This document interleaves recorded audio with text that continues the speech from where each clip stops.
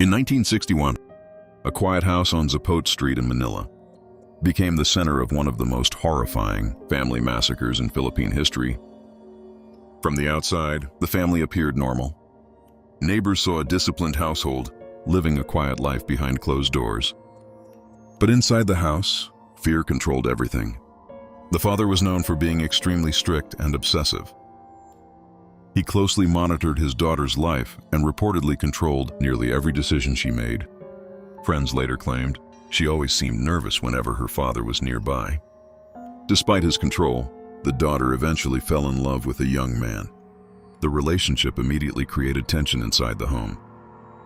The father strongly disapproved of the man and became increasingly possessive and hostile. Arguments became more frequent. The atmosphere inside the house grew heavier every week, but the couple continued their relationship in secret and eventually got married.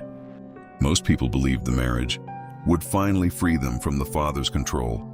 Instead, the nightmare only became worse.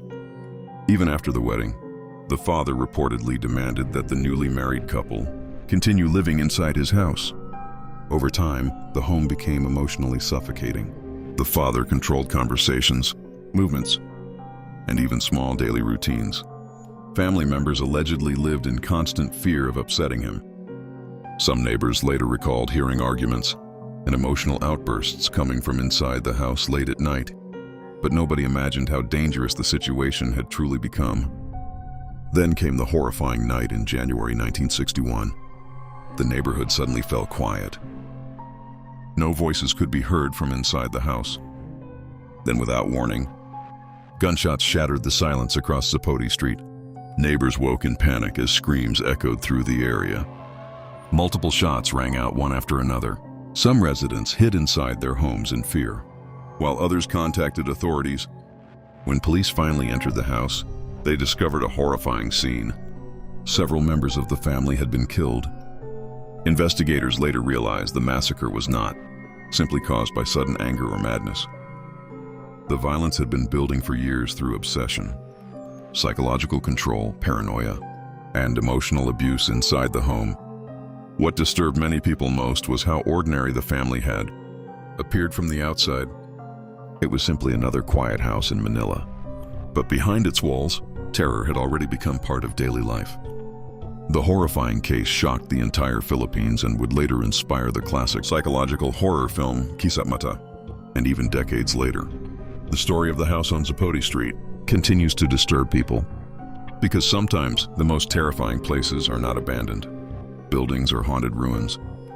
Sometimes the real horror exists inside ordinary homes, hiding dark secrets behind closed doors. After the massacre, the quiet house on Zapote Street became a symbol of fear across the Philippines. Neighbors who once heard arguments and gunshots could barely believe the horror they had witnessed that night. What made the case even more disturbing was the man behind it all, Leonardo Cabading. But behind closed doors, his obsession had slowly transformed into paranoia and control. As newspapers covered the story for weeks, the public struggled to understand how an entire family could be destroyed by one man's delusions. Some believed Leonardo had completely lost touch with reality long before the massacre happened. Others believed the warning signs had been ignored for years.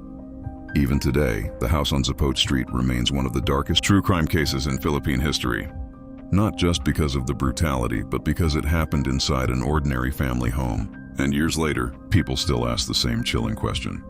How many tragedies begin quietly behind those doors that nobody dares to open?